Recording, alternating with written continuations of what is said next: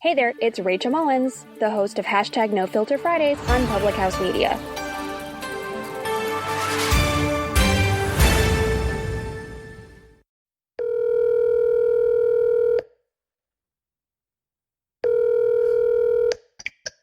Hello. Hey, man, what's going on? Hey, Jay, what's up, man? You ready to talk movies? I'm ready to talk movies. Let's do it. Nice.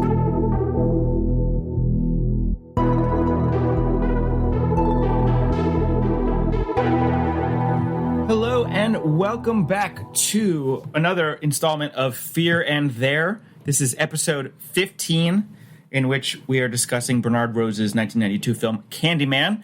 This is Zachary. I'm calling in from Columbus, Ohio. Hey, Zach, really nice to hear your voice again. And I'm Jay, calling in from New York City. How you doing, Zach? You doing well? I'm doing fine. I'm really kind of reeling from the compliment you just gave me that you liked the sound of my voice. You liked hearing my voice. Yeah. You know, it's 15 episodes into this podcast, and I don't think I've said on air once or on recording once that I think I sound like a complete dipshit when I do this podcast. So, you only sound like half a dipshit. So half a dipshit. So a dip, in other words, or just a shit. Yeah. Let's go with dip. I'll take it. I love this sort of tradition we have of inviting guests on our podcast and then talking and not introducing them for like a full minute. I think that's really fun and really, really welcoming to them. But yes, this is a very special episode. We have a guest, but this is a guest that you might know if you're listening to this podcast because he runs a very successful other horror podcast called Straight Chillin'. We got Robby here. Robby, you want to say hey? Hey guys, I'm feeling the love. I don't mind hanging out and watching you guys banter, especially if you're talking about how much of a dipshit you are. I'm way into that. But yeah, thanks so much for having me on, guys. It's really an honor to be here talking horror with you. And I am calling in from Jacksonville, Florida, as I always am. Nice. We've got a nice triangle here. That's good, but not a love triangle. We do have a nice triangle here. And for those keeping score at home, that now makes 2 Floridians on the podcast and one, I don't know, mutant from New Hampshire, which would be Jay. New Hampshire is not really the Florida of the North, but I would reserve that for Maine, probably. I don't know. What is New Hampshire? Is New Hampshire the anything of the anywhere? No, New Hampshire's like the Maryland of not Maryland. I don't know, you know. Yeah. Maryland Light. Maryland Light. Oh, I think I've had that beer before, actually. It's flavored with bay seasoning, and fireworks. Yeah. Yeah. So, Robby, yeah, the honor is totally on this side of the table. Like I was just talking to you before we started rolling here. I've been listening to Straight Chillin' for a little while, not nearly as long as you guys have been running the podcast, but, I used to listen to you guys on my commute because I, too, love horror movies and love hearing people talk about them. So I didn't really know what it would be like to talk to you rather than, hear you talk at me. But here you are, and I'm excited to have you join in and talk about this movie with us. Yeah, man. There's not much difference. I'm going to talk at you whether it's live or you're hearing me pre-recorded. So get ready. Beautiful. That is your prerogative, sir. Absolutely. That's actually a pretty good tagline for the medium of podcasting. It's just people talking at people. Zach, did you just write a tagline for the concept of podcasting? Well, if it's I don't know, monetizable, sure I did. Why not? Trademark. Conversations you cannot join in on. Exactly. Oh, that's good. Yeah. Now I feel like I need to write one. Damn it. All right, I'll come back to you later in the episode with my own. And of the three of us, you're literally a professional copywriter. So this is extremely shameful. This is very shameful. That is true. That is my day job, but I'm not on the clock right now. This is my fun time. So, this is your fun time. Anyway, we are far afield here, Zach. Carry on with it. All right. Let me reel us back in. So, this week, as I said, we are discussing director Bernard Rose's 1992 film Candyman. I'm always so. My impulse is to just dive right in with I don't know, sort of grand adjectives about how I felt about this film, but it is not the time.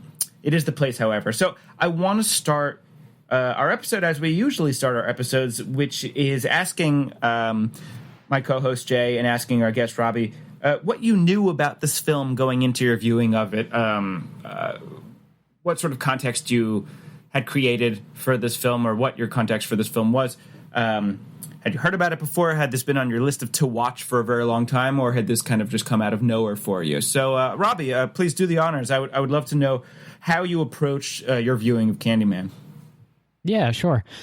This is one that I'd seen a handful of times before. The first time I watched it was probably, I want to say 5 or 6 years ago. It was one of the very first shows we did for Straight Chilling. And that was the first time I'd ever seen it, actually. For this particular viewing, I just watched it, at home on my TV, lights out, because it enhances the spookiness of everything. Absolutely.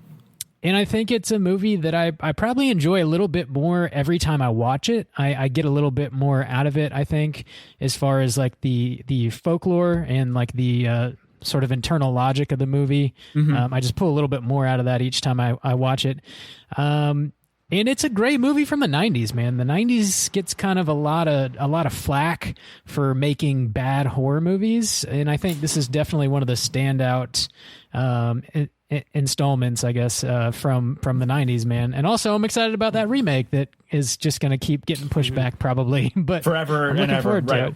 it. We'll have you back in 2023 when it's out, and Please and do. we can talk about it. Absolutely. So that's good context. Zach, had you seen this film before? You hadn't, right? No, I hadn't. It had been on my list for a little while, but frankly, it was flying really low under the radar for me. I knew about the hypothetical Jordan Peele remake or spiritual sequel or whatever it's being sort of touted as. I mean, this film does have a sequel, so I don't know where the two. Yeah, maybe it has two. So I don't know where the imagined Peele version is supposed to take place in the canon, the Candyman canon. But no, I had never seen it. I actually came across this movie. I mean, I suggested it for our podcast. I came across it, I mean, quite recently. I had been looking at I wanted to expand my knowledge of films by black filmmakers or about the black American experience. I came across this movie. Bernard Rose is definitely not a black man, but this movie has a reputation as being a kind of a seminal black film. And so that's something I definitely want to talk about later in the episode. But so I was really jazzed about seeing it. It felt sort of timely in that respect. So that was my context, which is to say that my context is a very contemporary, like happening right now sort of context, and I had no prior knowledge of the film. What about you, Jay? Yeah, it's interesting. I thought you were going to say that because this movie, while it does have some of these undertones that I'm sure we'll get into, and some sort of like retroactive relevance because of maybe what's going on, and also because of the Jordan Peele remake. I mean, there's a reason that he's choosing to take this IP and run with it. Right.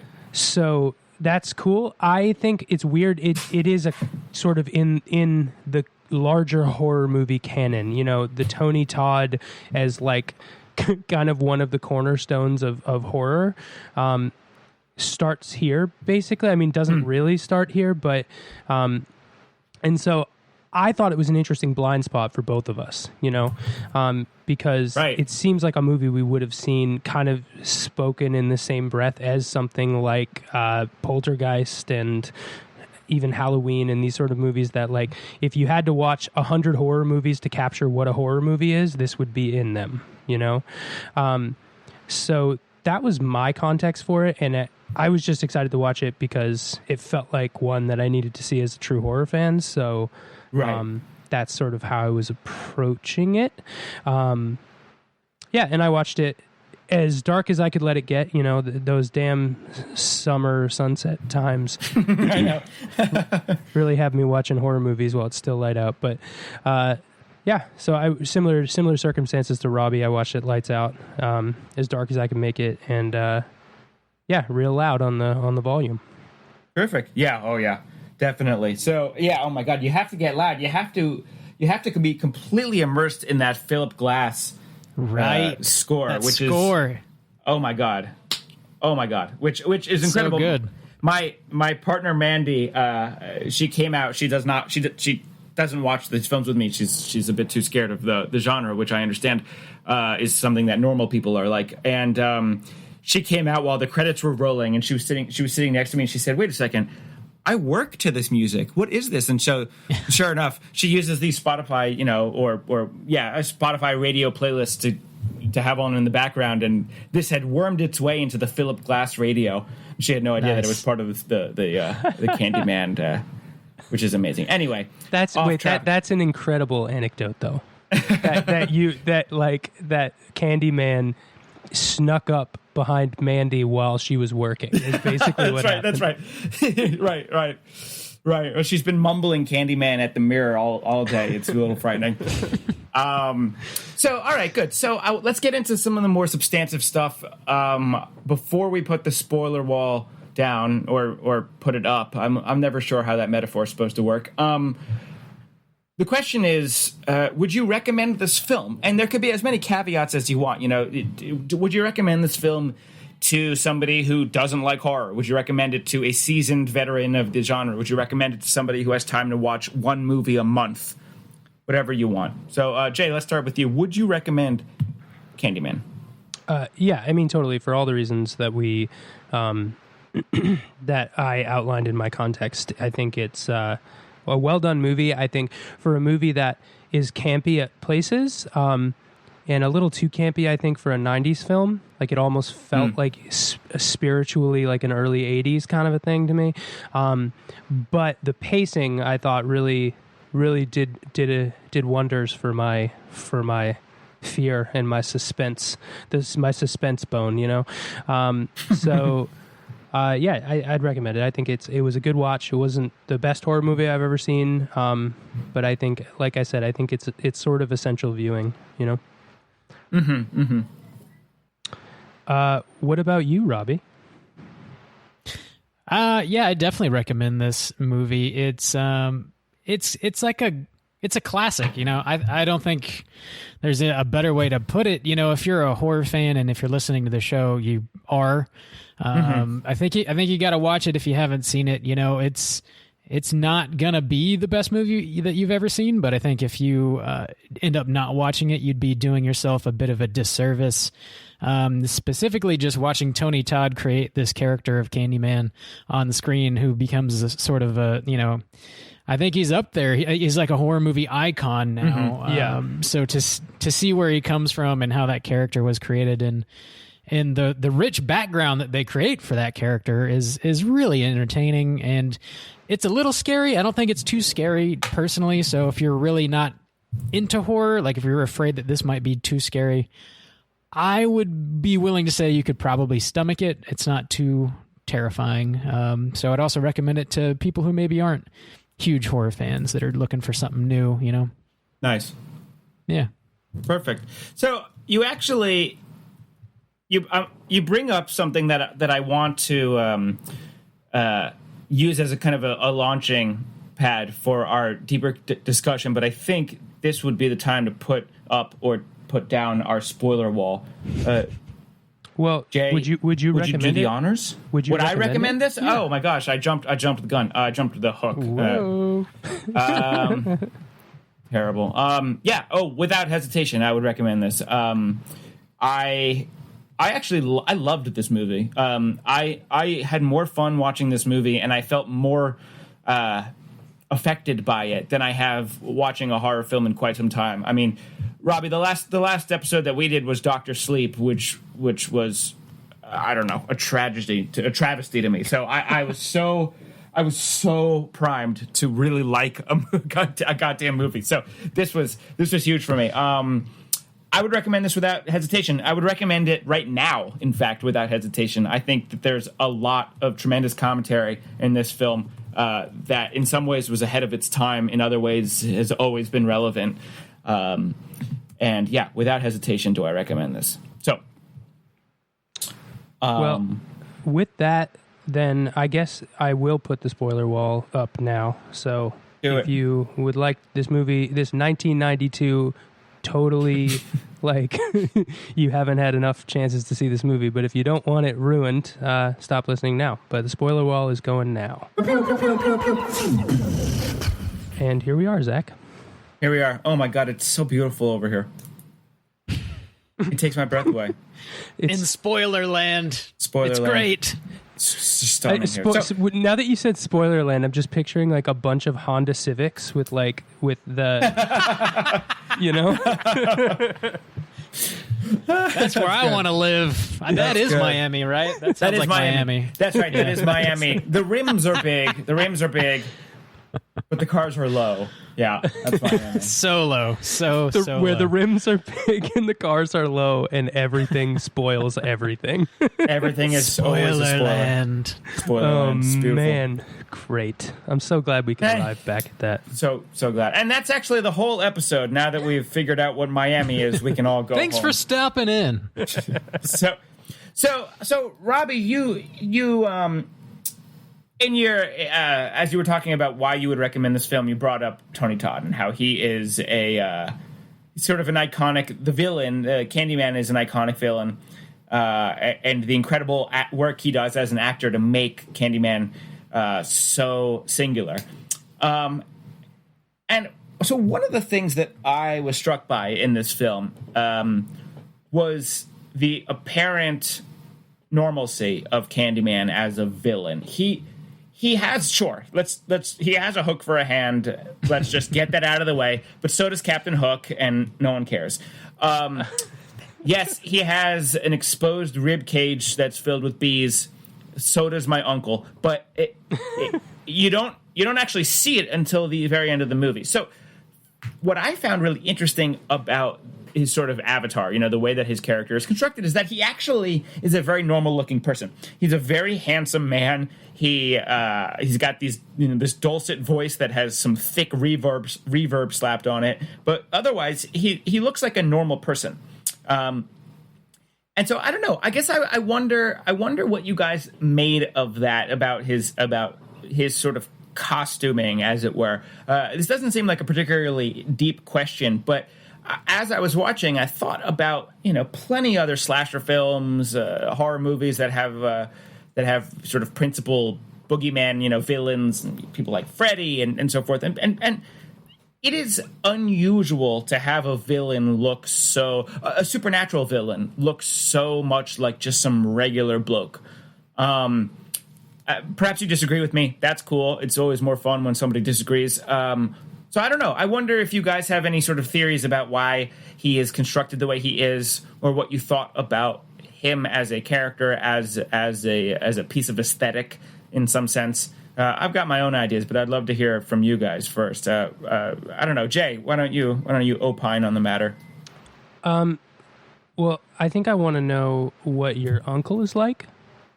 Because he apparently has an exposed rib cage with bees in it, but you don't want to know. You don't want to know what he's like. Yeah. So I think what is interesting about this is I see what you're saying. I think that goes a little bit. It has a little bit to do with the with the setting, right? Like he's wearing kind of like a fabulous fur coat.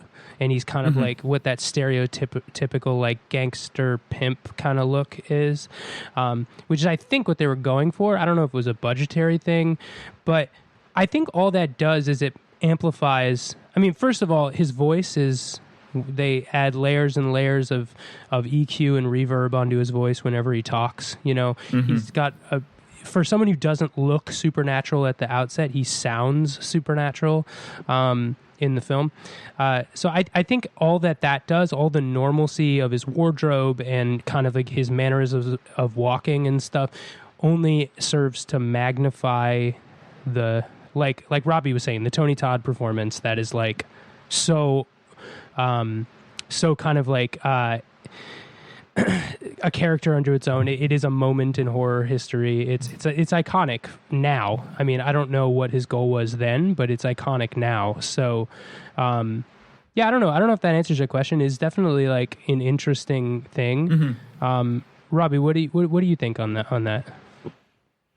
I think his outfit is basically what he would be wearing back in the day before he was killed. We have this one scene in the movie where the girls that were kind of following around, they go out to dinner with this professor. I forget the character's name, but he's incredibly pompous, and he's talking down to them, and he's like, "Oh, you don't know the legend of the Candyman," and he kind of provide some context for the folklore and like who Candyman was as a person. And we find out that he was a well-off individual. He was very educated. He was a very gifted painter. So, you know, I think he is represented in this movie as we see him, as he would have been back in his real life. You know, he's sort of dressed up like a well-educated man about town, you know, like he's going to go out to the opera and then to dinner or, you know, something like that. And I think we just see him as he truly was. And, you know, in this movie, even when he's speaking in a very heavily reverbed, monotone voice, he's very eloquent. He's well-spoken. And I think all of that is really interesting, specifically when you're talking about a slasher movie, because most of the time, the villain in a slasher movie is, you know, very interesting, and you're often rooting for them, but they're not well educated. They're not a person whom you are really supposed to respect. You're just supposed to fear them. You know, if you're looking at your Michael Myers, who's just a psychotic kid that grew up and just became a psychotic man, you know, your Jasons, who, you know, is just this terrifying human that becomes a demon, I guess. That's up for debate, depending on how far you want to get into it.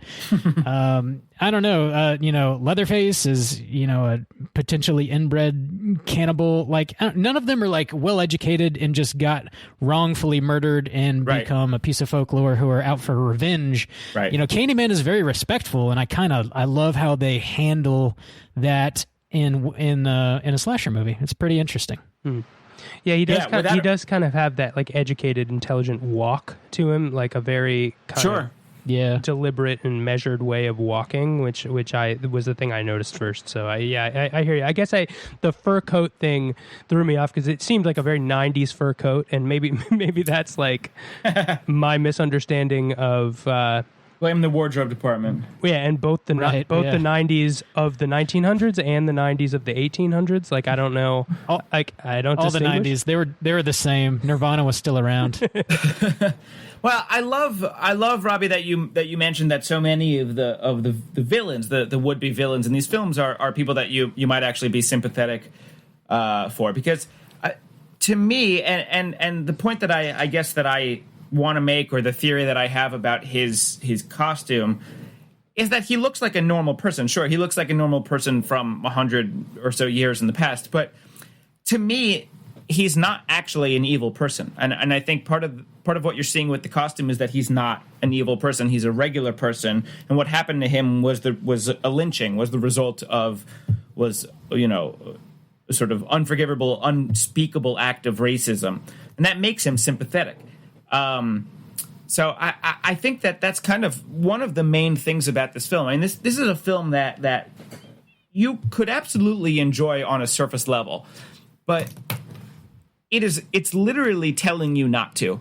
And I say literally because our protagonist, Helen, is a semiotics student. You know, she's studying the theory and knowledge of signs, of symbols. So this is a movie that is so obsessed with the collective unconscious, like the Jungian idea of the collective unconscious, of folklore, urban legend, things going on beneath the surface. So it's you kind of can't watch this movie on the surface. And well, I should say it another way. If you're watching it on the surface, then you're not getting the full picture. So I guess, I don't know, pivoting in that direction, one of the things that I like to do, I think probably to Jay's infinite frustration, is I like to try to explore the films that we watch through, I don't know, I guess various lenses, so applying like, I don't know, a feminist critique to something or a psychoanalytic critique or something or whatever it might be. So this film in particular lends its, I can hear you already squirming. This film in particular lends itself to deeper meanings, hidden meanings, that sort of thing. So I don't know. I wonder, as you watch a film like this, as you watch Candyman, I don't know. What is your experience of this film in terms of its message, in terms of what it's trying to teach you, perhaps, or what it's trying to say to an audience beyond just like stuff your fat face full of popcorn and then go home and go to sleep kind of thing? Well, Robby, in case you didn't know, Zach, for a time recently, was a college professor with a focus in film. So So an asshole, in other words, just an asshole, a real jerk, just a total jerk. You know that you were living the dream. You know that pompous professor in the restaurant you talked about. That's you. Yeah, that's Zach minus a British accent and maybe 100 pounds, and a paycheck that I could live on. Yeah, right. But so yeah, I mean, I think squirm is the wrong word for me. Robby, I'd love to hear what you guys think, because you guys sometimes do take an academic approach to something immediately after spending 15 minutes razzing each other for something totally unacademic. So I am curious. I have some thoughts on this, but I'm curious. Did you have what reading or undertone do you gravitate toward when you see this movie? Because you've seen it a bunch of times too. Yeah, I've seen it a handful of times, and it's hard for me to narrow down exactly like one singular message this movie is trying to convey.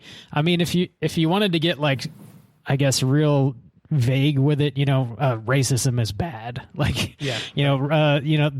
this we're going to be paying for the sins of our fathers, so to speak. I think that's definitely a theme at play throughout this movie, but I think you can read any number of things into this movie.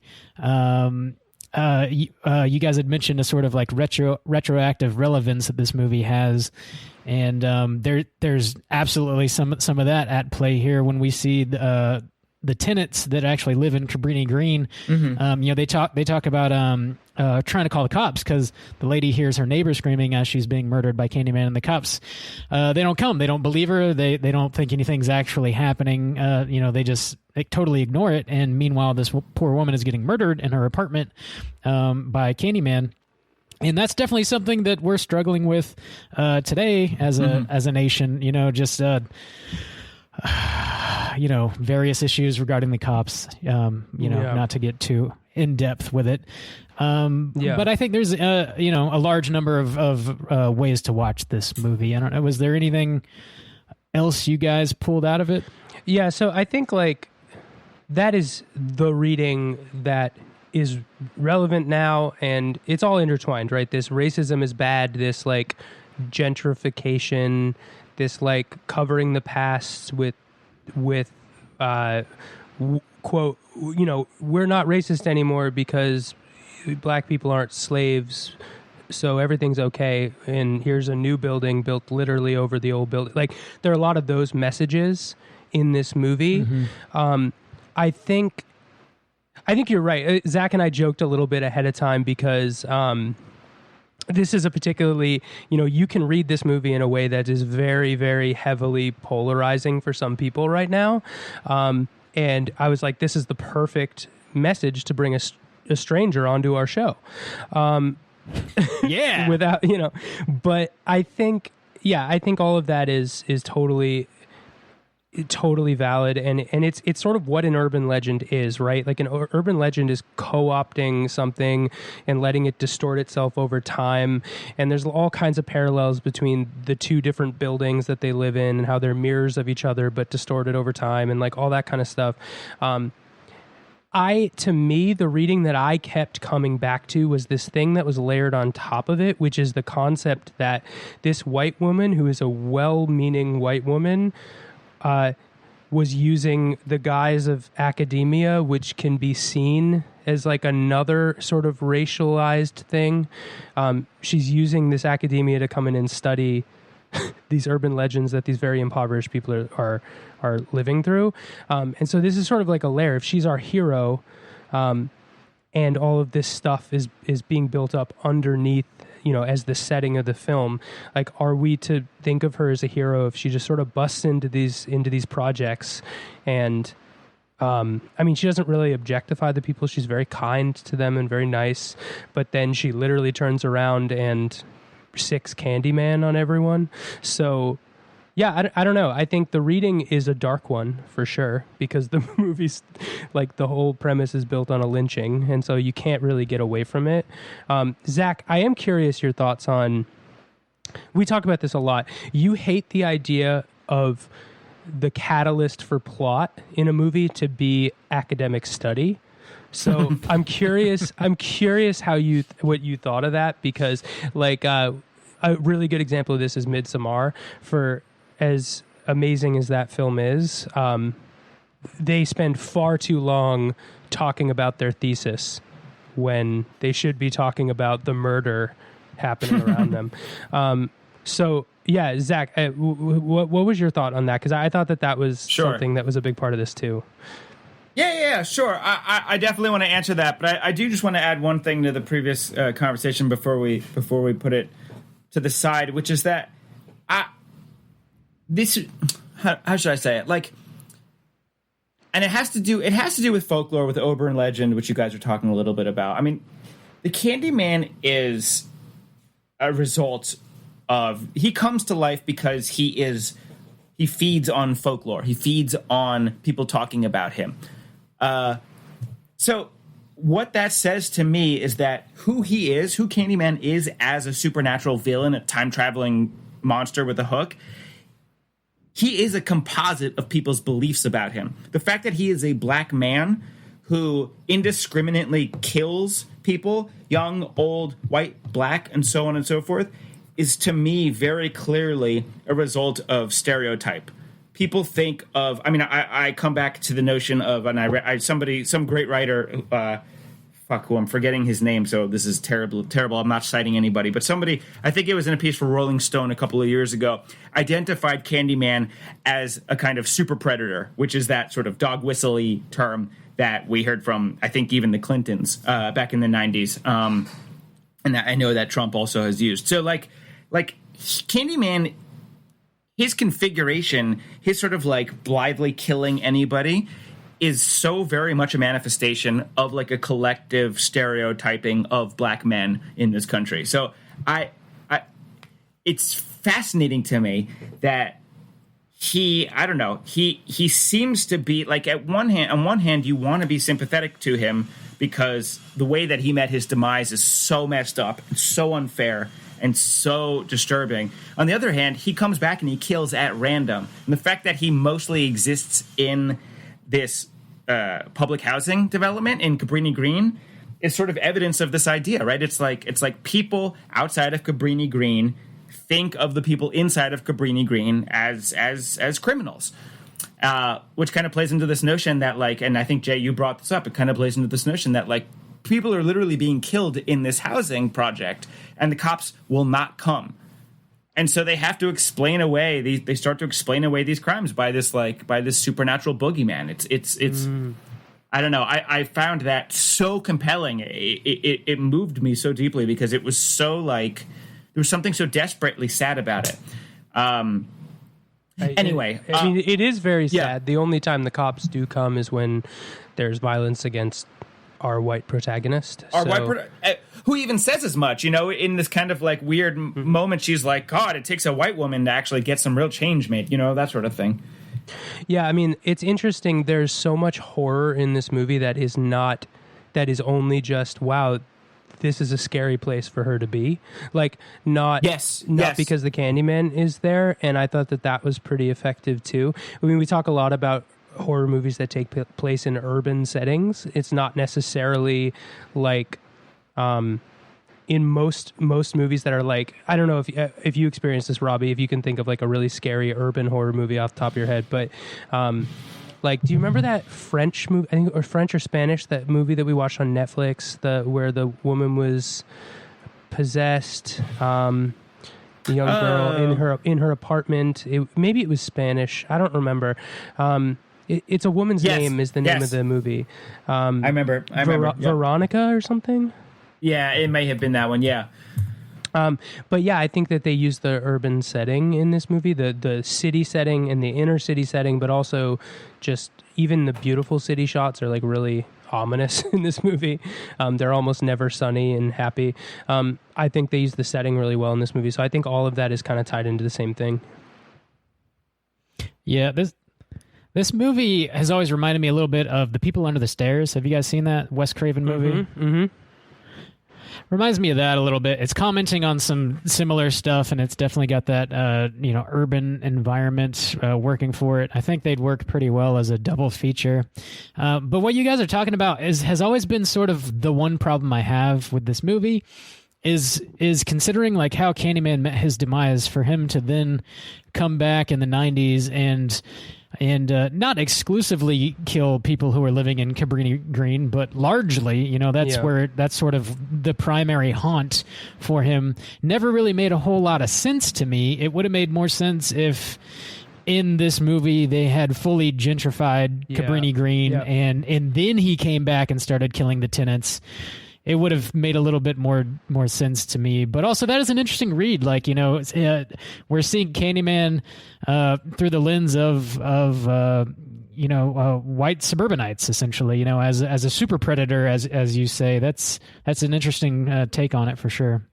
So I think we've covered this reading, and I feel like you guys both had points that I didn't even think about. So thank you both for that.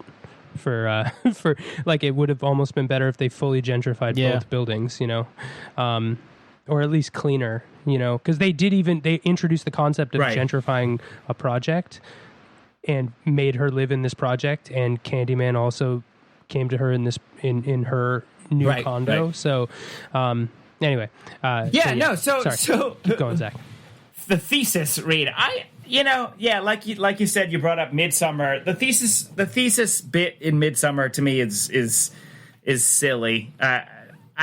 There could have been other explanations for why those fellas wanted to wander around the Swedish village and get themselves killed. I didn't really buy that too well. But honestly, I liked it in this film. I bought that she was a graduate student and her friend Bernadette. I bought that this was what was interesting to her. The only thing I would say that I didn't buy was that Helen and Bernadette are interested in doing their thesis on the Candyman and that legend's place in the broader world of folklore and urban legends. But she literally didn't know the first thing about it. That dinner scene where the professor, Robby, as you so expertly mimed or mimicked, like what the hell, man? Like, she didn't know that at all. That felt stupid to me. Otherwise, maybe you're just like a more responsible student of academia than she is. I don't know. Maybe she's a graduate student in semiotics. That's not nothing. That's like, I don't know. So it worked for me. I like Jay. I like what you said about how it sort of gave her an excuse to kind of just like barge into the project and just kind of like do whatever the hell she wanted. She's I'm a scientist, get out of my way, that kind of thing. Yeah, it was almost like it was her excuse, but it was also like her friend who is black. Bernadette is black, who brought in a small arsenal of things, to like protect them, kept telling her like, hey, we shouldn't be here, like this is not where we belong. And so it wasn't even just that she was barging in, but she was also like pushing her friend to just be like, oh, you're just being scared. It's like that trope where the two friends walk down into the horror movie basement and one of them's scared, the other one's like, oh, you're just a wuss, you're a chicken. Like, yeah, it just sort of like felt like that, but it was like her very blithely ignoring the fact that this is like an actually dangerous place for reasons that aren't necessarily these people's fault, right? But it is dangerous nonetheless, And so I don't know. I think it was and perhaps that's why I thought some of those scenes were so effective, because it was like they were like, it felt like some of them felt like scenes from The Wire, you know? Like, yeah. it just felt like they were trying to be very, very raw about it, which I liked, but I also, that's what made me dislike her character, like pretty soon out of the gate, you know? So, Zach, Jay. question for you. Well, actually, do you mind if I throw a question in? Please. Robby, you said that you really liked the score. Yes, I do. So, yeah. So, Robby, I know that you do. I guess I don't know this, but I think because you do a lot of, if not all, the hosting for Straight Chillin', and your microphone always sounds very good. What do you have, like an audio or music background at all?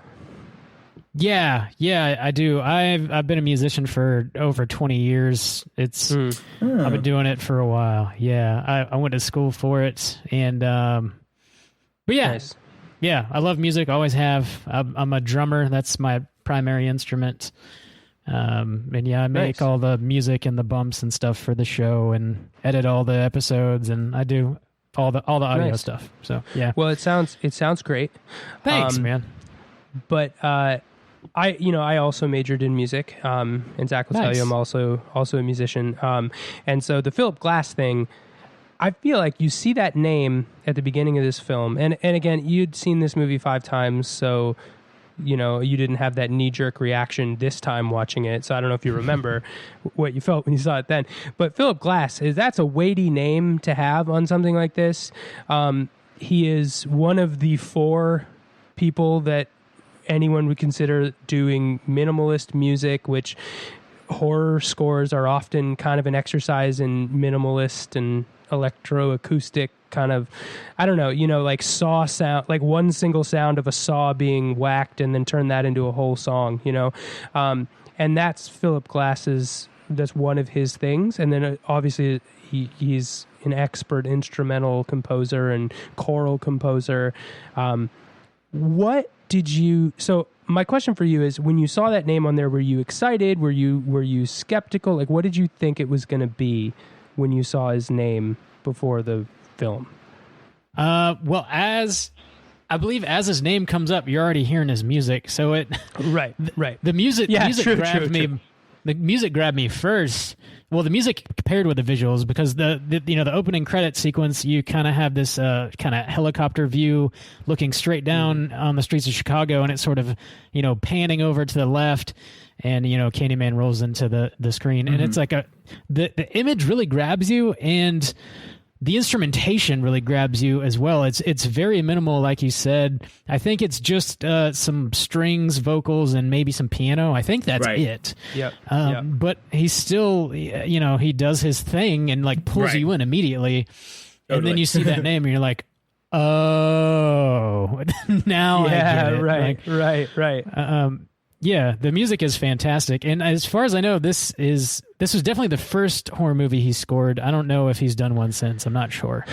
Right. So I mean, I looked up. It was definitely the first one, because I was curious. Because my first thought was like, is it the Philip Glass? And then I figured out later, because I know his style pretty well. It's kind of hard to avoid his style.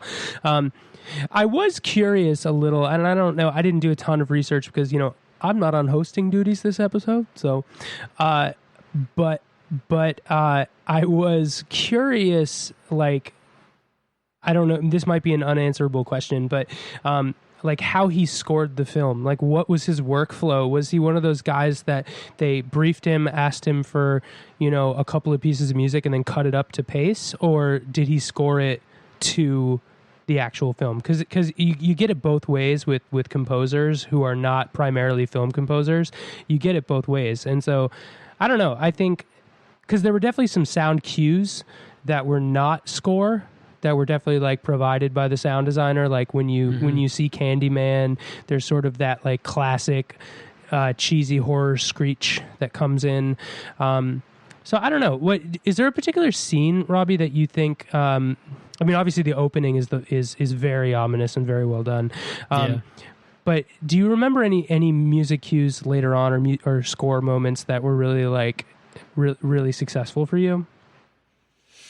Other than that opening sequence, whenever you see Candyman himself, there's sort of like a low key theme for him that adds to, I guess, just the atmosphere of him, and not to mention his voice is, thicker than honey, so to speak, as it's coming at you, and it just sort of adds to the whole vibe of this this person, this creature, this like larger than life creature. Tony Todd is massive, and so is his voice, and I think the underlying score just really helps boost all of that as well. Yeah, I think this sort of undertone score that you're talking about, you almost don't hear it when it first starts to come in. It sort of becomes part of the, when you're sitting in a room and it's silent, but it's not actually silent. There's like air conditioners going and there's room tone, and so that's kind of, you're totally right. Like the score changes when he comes on screen. And I think there were a couple of moments where they used the heartbeat trope, which Zach, I know you loved the heartbeat trope in Dr. Sleep. Robbie, I don't know if you remember, but it's like Dr. Sleep spends about 2 hours and 10 minutes just heart beating at you, which just watch the movie next time with a subwoofer and you probably won't get 10 minutes in because it's just too much. I'll give it a shot. But yeah, so it's definitely one of those things that I think you're right. The instrumentation and the arrangement of this score is so measured and perfect, almost like Candyman is kind of measured in his mannerisms and his walk. And I love what they do to the voice. I loved your thicker than honey sort of comparison, which is like just delightfully corny.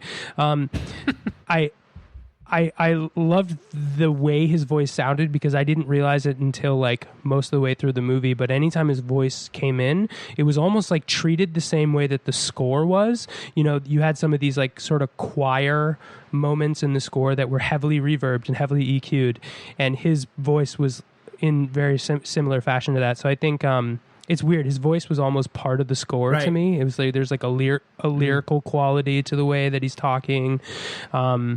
So yeah, interesting. I didn't mean to put you on the spot and ask for a specific timestamp at which you thought the score was wonderful. But 1 hour, 5 minutes, 13 seconds. But yeah, I think that's a crucial part of this movie, the score. Absolutely. So, great. And then Zach, did you want to talk about Tony Todd at all? We could if you wanted to. I didn't have any specifics. Designs on it, but we could definitely talk about him. What did you have in mind? This was my partial topic. The only one I wanted to talk about Philip Glass, and I wanted to talk about Tony Todd. I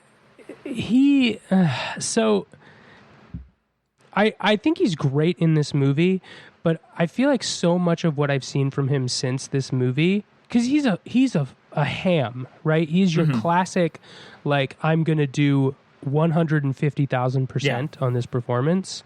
At least he is like, he's so much himself. Like the thing that comes to mind is all the Final Destination roles that he has. Zach, I don't know if you're familiar with that series. Doesn't seem like your type. I saw the first a long time ago, but that's it. Robbie, you've seen Final Destination movies, right? Yeah, I have, and he's also in the Hatchet series as well. I don't know if you've seen those. Right. Dr. Voodoo or something like that, I think is his name. Right. But he kind of plays his villains, they're not the same villain, but he plays them with the same amount of gusto. And what is interesting about Tony Todd, so like my first interaction with Tony Todd was actually not in a horror movie. My first interaction with Tony Todd in a movie was in the early 2000s or mid 90s even. It is the action classic The Rock, starring Sean Connery and Nick Cage. Damn right. Oh yeah. Which is, is basically it is the basis from which we should judge every movie on this podcast. Michael Bay, which is he's subtle as hell. So Oh yeah. So, but there's this one line in this movie where Nick Cage is fighting Tony Todd, or he's like, they're posturing before they're fighting, and then he asks him if he likes the song "Rocket Man" by Elton John, and then Tony Todd's line is, "I don't like soft ass shit," and then.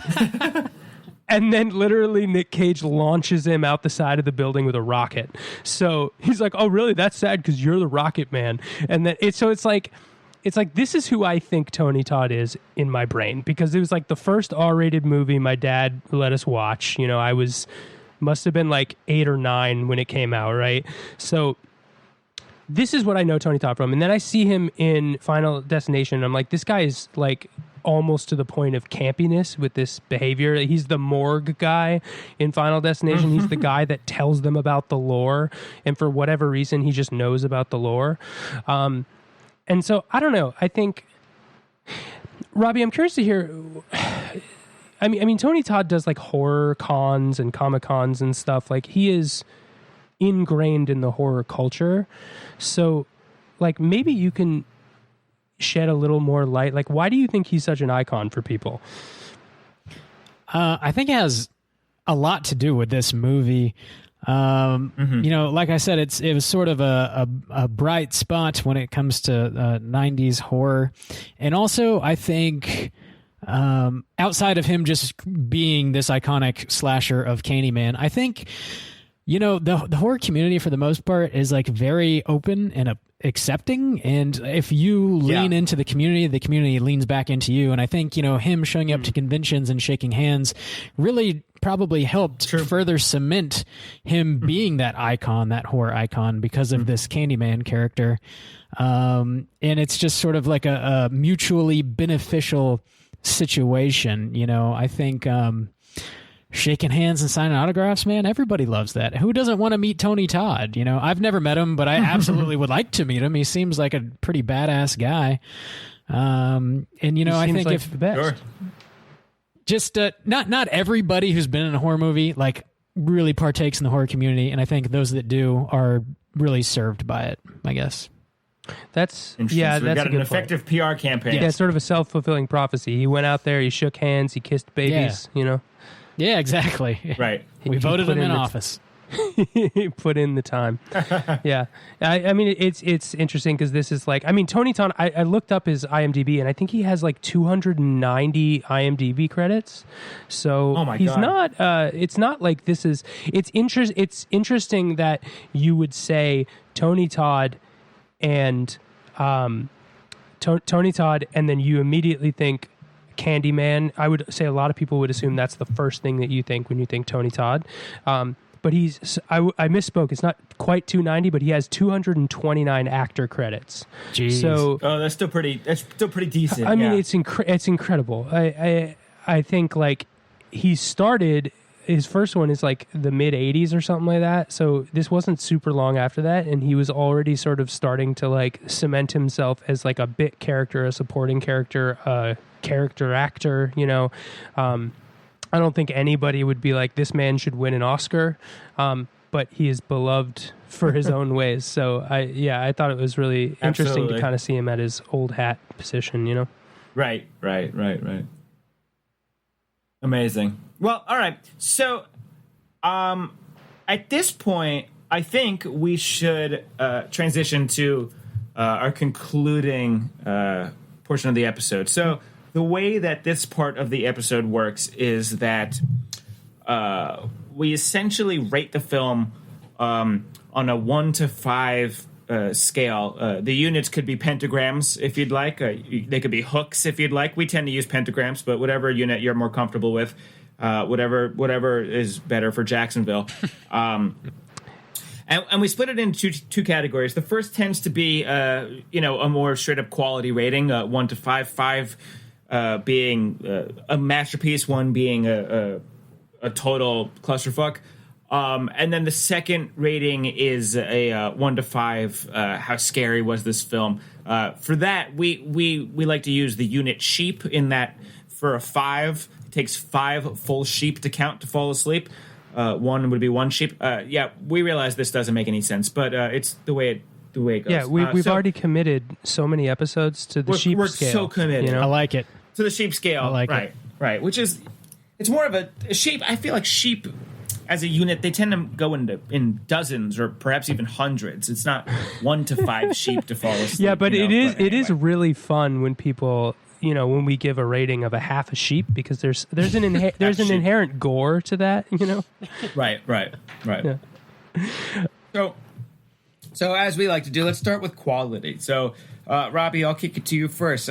How do you rate this film on a 1 to 5 scale? I'm gonna choose to use the unit of a mouthful of bees. Yes, nice. Yes, Yes. excellent. I'm gonna give this 4.5 mouthfuls of bees.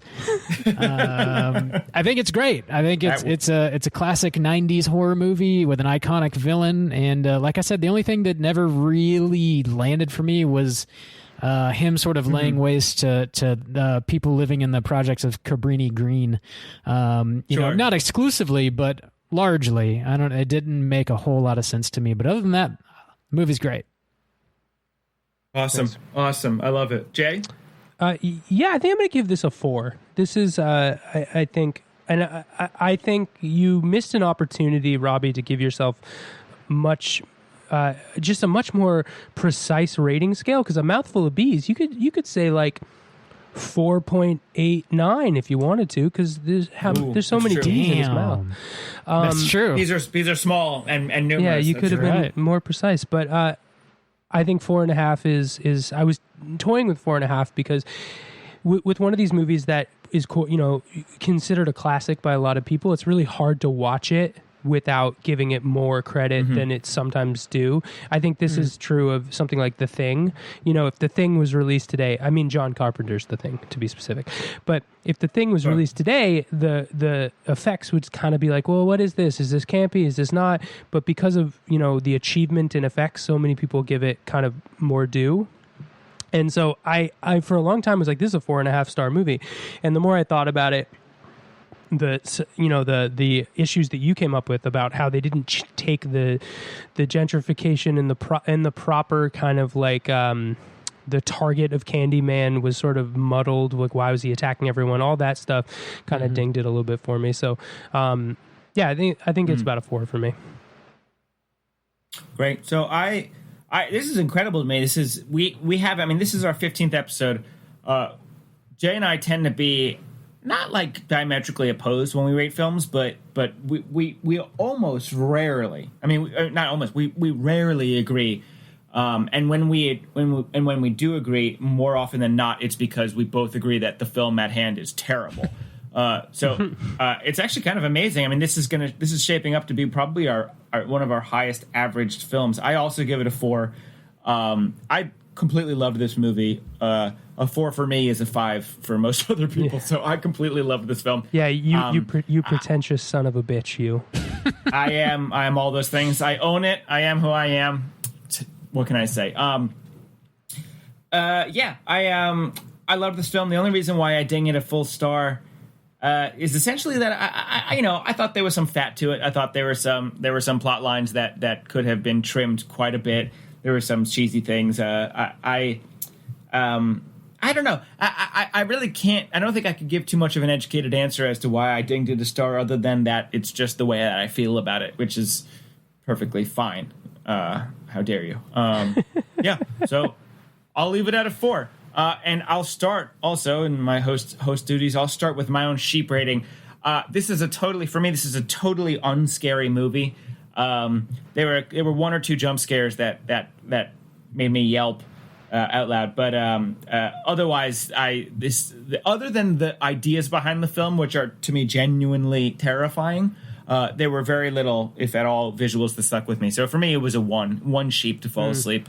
Yeah, I think that's a good point to make. I don't know if I cleared that up with you, Robby, ahead of time. I think one way that I like to think about this rating, I mean, it's generally a scariness scale, so there's not really too much to have to understand about that. But what the spirit of the rating for me is there are those horror movies where you are ready to go to sleep and you're all excited, your head pops onto your pillow, and then you close your eyes and you picture something from that movie you watched 2 weeks ago or whatever. Right.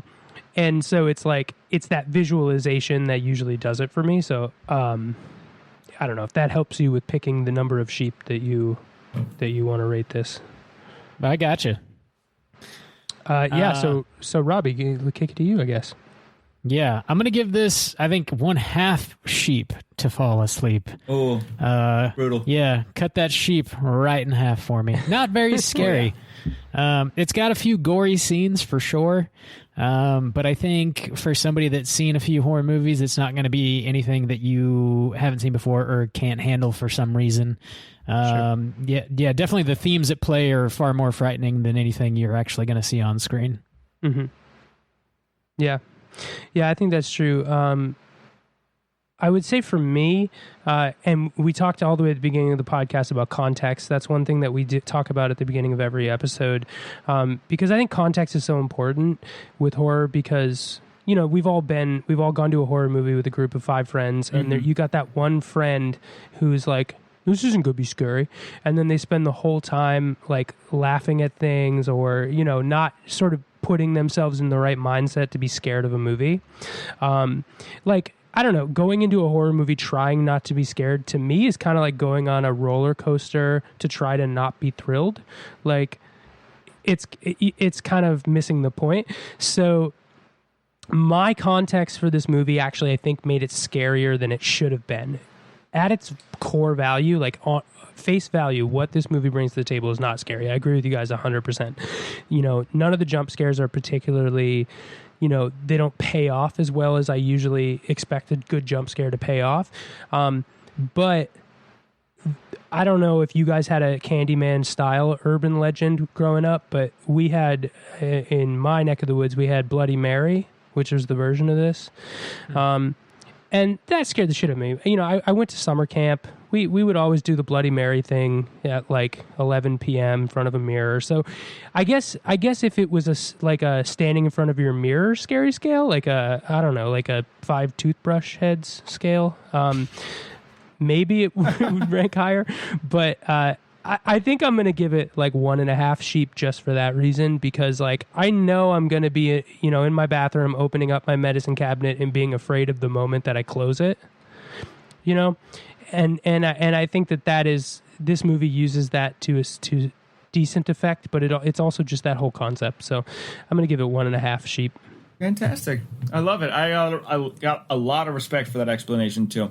And shout out to Bloody Mary. That's a classic. Shout out. All right. Shout out. Well, there you have it, folks. Yeah, so I think this is the closing point. Robby, before we do the sign off, did you want to plug anything for you guys? We want to thank you so much for coming on the podcast. Absolutely. By the way. This was amazing. Oh, yeah. Thanks so much for inviting me on, guys. I really enjoyed the conversation, and I dig what you guys are doing over here on Fair and There. I guess just to plug our show real quick, it's called Straight Chilling. You can find it anywhere you find your podcasts. We're on iTunes, Spotify, Stitcher Radio. Just search Straight Chilling Podcast pretty much anywhere, and we'll pop right up. Chilling with a G. We're on Instagram, Twitter, Facebook. Check out straightchillingpodcast.com. We got a website up there with all of our episodes. We just wrapped, I think, episode 275, so we've got a pretty extensive... Jesus, 275, man. Amazing. Yeah, coming up on 300, so we've got a backlog of fun stuff to check out if you're looking into some horror movie reviews. We drop a new one every week, usually Monday mornings. So yeah, check us out. Straight Chilling. Amazing. Yeah, and awesome. I give that my stamp of approval because I mean I listened to Straight Chilling. I want to make sure so people spell it right. We have the same problem because ours is fear and there with an ampersand, but it's really fear and there. Yeah, you can't search ampersand, you know, it just screws everything up. Yep. You know, damn Googleability. Why does that have to be a concern? But I'm a fan of the podcast, and it's been a huge honor to have you on, and it's been great chatting with you. If you're listening to this podcast, go and listen to that one because you will also enjoy it. And our stuff is fearandthere.com. and Instagram and all that stuff. So give us a like and give us a review on Apple Podcasts and all that. And thank you guys for listening. Zach, you want to close Thanks, it out? guys. Yeah, absolutely. And thus concludes episode 15 of Fear and There, featuring Robby of Straight Chilling. Robby, thanks one more time. Jay, thanks for nothing. We appreciate it, and we will see you next time. Thanks, guys. All right, guys. Thanks a lot. Take care.